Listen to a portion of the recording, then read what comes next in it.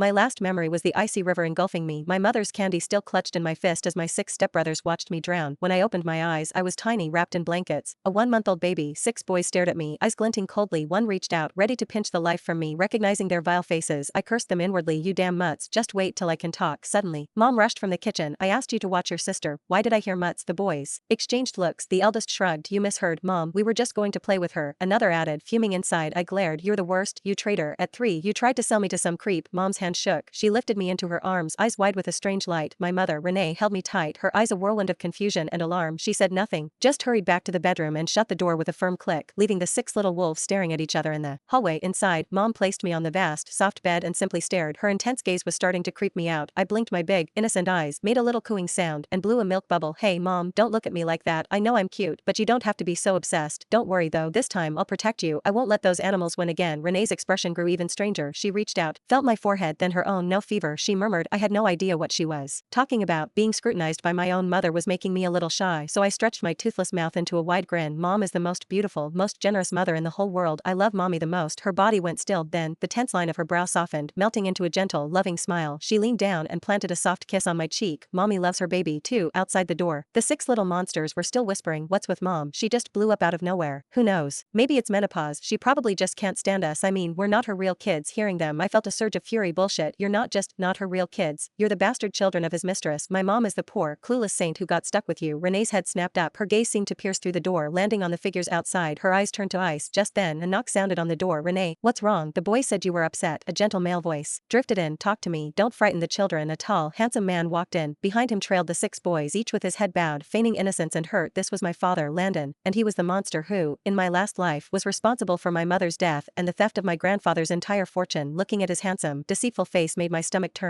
The king of all scumbags. You're a worthless gold digger who married into my mother's family for their money, and you still had the nerve to keep a mistress on the side. You brought all 6 of your bastard sons home for my mom to raise. What a joke. Disgusting. This whole family is rotten to the core. Mom's arms tightened around me, squeezing a little too hard. Her eyes, sharp and questioning, settled on Landon's face. He shifted uncomfortably under her gaze, his charming smile faltering. Renee, why are you looking at me like that? She didn't answer, her voice flat and distant. When she finally spoke, it's nothing, it's just, you seem like a stranger to me. All of a sudden, Landon's expression flickered, but he quickly replaced it with his usual mask of devoted affection. He moved toward us, reaching to take me from my mother's arms. I immediately buried my face in her shoulder, my tiny hands clutching her shirt. Don't touch me, you cheating slimeball, you filthy degenerate. My mom trusted you too much, that's why you were able to destroy her. A faint tremor ran through my mother's body. She turned, neatly avoiding his outstretched hands. She's my daughter, it's no trouble. Landon's face darkened. What is your problem? He snapped. I come home after a long day at work to this miserable face. Anyone would think I'd done something to you. Mom just patted my back, ignoring him. The silence in the room became thick and suffocating. Then a shrill voice cut through the tension. Oh, for heaven's sake, are you fighting with my Landon again, dear? My so-called grandmother waddled in on her tree trunk legs, her beady little eyes scanning me with undisguised contempt. Just a girl, nothing to make such a fuss about. My Landon works himself to the bone out there every day, and he has to come home to your sour moods. You heiresses really think you're above it all, don't you? She shot a smug look at her 6 grandsons trailing behind her. All that money, and you couldn't even produce a boy. Thank God my Landon had the foresight to adopt these sons. Otherwise, who would inherit this little fortune of yours? I was so angry I could have exploded. Oh my God, this old hag is a master of twisting the truth. Adopted. These 6 are your son's own flesh and blood. You old bat, don't play dumb, and you look down on me for being a girl. If it weren't for my mom, your whole family would still be eating dirt in some backwater town. Every single one of you, from old to young, is a two-faced parasite. Just wait until I grow up. The first thing I'm doing is sending you to the crematorium, and then I'm sending your 6 little wolves to meet the devil himself. Mom held me, gently patting my back, but her eyes grew colder and colder. The atmosphere at the dinner table was thick with unspoken hostility. Landon cleared his throat. Renee, this is the proposal for the company's new project. Take a look. He slid a folder across the table. And there's something else I wanted to discuss with you. I was thinking we should transfer some of our shares into the boys' names. What do you think? Landon put on his best loving father act, ruffling the eldest's hair. They're getting older. We need to give them some security. Besides, if they start learning the business now, they'll be able to help us manage things later and protect their little sister. The old hag immediately jumped in. Exactly. A boy needs to have assets to his name. Who else would we give the family fortune to? The eldest boy shot to his feet, his eyes shining with fake gratitude. Thank you, Dad. Thank you, Grandma. We'll study hard so we can protect Mom and our sister. The other 5 murmured their agreement, a perfect picture of brotherly devotion. I nearly choked on my own fury. Protect my ass. You're only getting away with this because I can't talk yet. Your whole family is ganging up on me and my mom. The family fortune, my ass. You're a useless parasite living off your wife. How dare you even say those words? This company belongs to my grandparents. Why should a pack of ungrateful wolves like you get any of it? Mom looked down at me, her face unreadable. She was silent for a long moment. No. Everyone at the table froze. The color drained from Landon's face. Renee, what are you talking about? Mom set down her fork, her expression a blank mask. I'm talking about the fact that this company was built by my parents. It has nothing to do with you or your family, not a single cent. With that, she picked me up and walked out, leaving a room full of stunned, sputtering vipers in her wake. It was glorious. Back in the bedroom, Mom pulled a thick photo album from the closet. Inside were pictures of my grandparents in their youth and of a younger mom, her face radiant with happiness. I knew the story. My mother was the sole heiress to a fortune, a princess who had the world at her feet, but a single car crash had changed everything. My grandfather died, my grandmother was left in a vegetative state, and my mother's world collapsed. Mom, don't be sad. That car crash wasn't an accident. That bastard Landon arranged it. He did it to wipe out your family and seize the inheritance you've spent all these years as a housewife, taking care of this house and his 6 little monsters. He controls the company now. It's going to be so hard for us to fight back. I watched her tears fall, spotting the glossy pages of the album, and my tiny heart ached for her. Mom closed the album and wiped her eyes. The next day, she was a different person, dressed in a sharp, tailored power suit. She held me as she addressed Landon at the breakfast table. I've grown tired of staying home. I'm going back to the office. He nearly choked on his coffee. Back to the office? You haven't been involved in years. What could you possibly do there? That company is my parents' legacy. I have every right to check in on it. Landon's face shifted through a series of emotions. He wanted to stop her but had no grounds to. Renee, I'm running things just fine. You should stay home and take care of the baby. Mom smiled. A cold, cutting thing. Do I need your permission to return to my own company? He was speechless. The old hag sneered from the sidelines. A woman's place is in the home, raising children, parading around in an office. It's shameless. Mom didn't even bother to look at her. At the office, her arrival caused a stir. Mrs. Sterling, what are you doing here? Landon's secretary, a pretty young woman, rushed out to greet her. Well, if it isn't the mistress's niece, planted here as Landon's secretary, but she's really just his spy. I bet the company's books are a complete mess. God knows how much they've embezzled. Mom gave the girl a cool, dismissive glance and swept past her toward the chairman's office. Along the way, several older employees saw her and rushed over, their faces alight with excitement. Miss Renee, you're finally back. That's Mr. Wallace, the CFO, one of grandfather's most loyal men. Landon stripped him of all his real power, and that's Mr. Lee from marketing, another ally. He's been pushed to the sidelines. The one in the floral shirt is one of Landon's lapdogs, the HR manager. He's probably filled the company with their cronies. Mom smiled warmly, exchanging pleasantries with the loyal old guard in the boardroom. Landon show.